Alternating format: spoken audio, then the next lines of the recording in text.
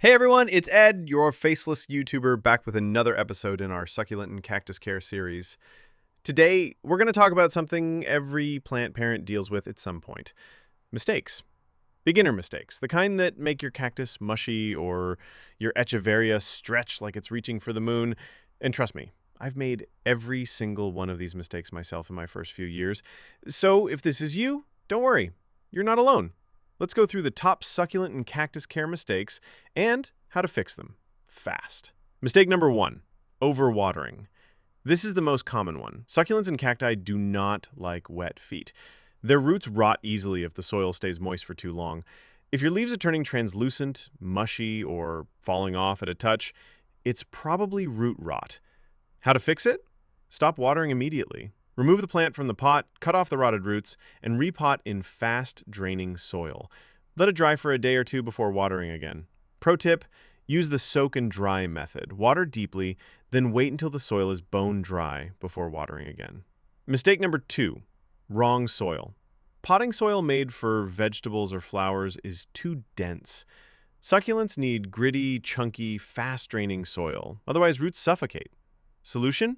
Use cactus and succulent mix from your local garden center. Or, better yet, mix your own with pumice, coarse sand, and potting soil. I call it soil that breathes. Mistake number 3, no drainage holes. I get it. Decorative pots without holes look cute, but without drainage, water has nowhere to go, and rot will sneak in. Fix?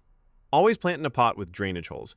If you really love a no-hole pot, use it as a decorative cache pot, and keep the real plant in a grow pot inside. Mistake number 4, not enough light. This is super common in apartments or during winter.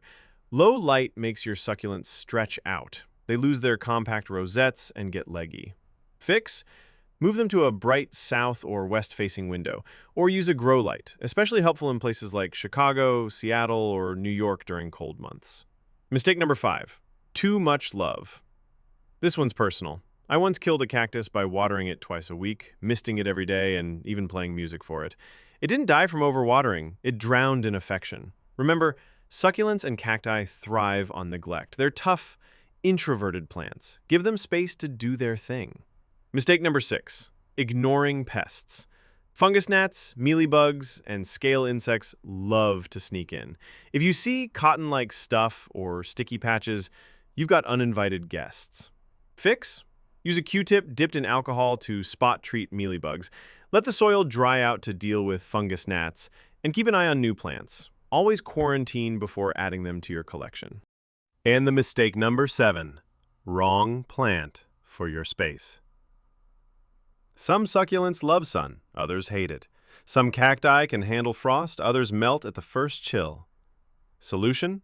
Choose plants based on your region and growing setup. Bright indoor windows? Go for Haworthia or snake plants. Outdoor sun in the southwest? Try Opuntia or agave. Cold state?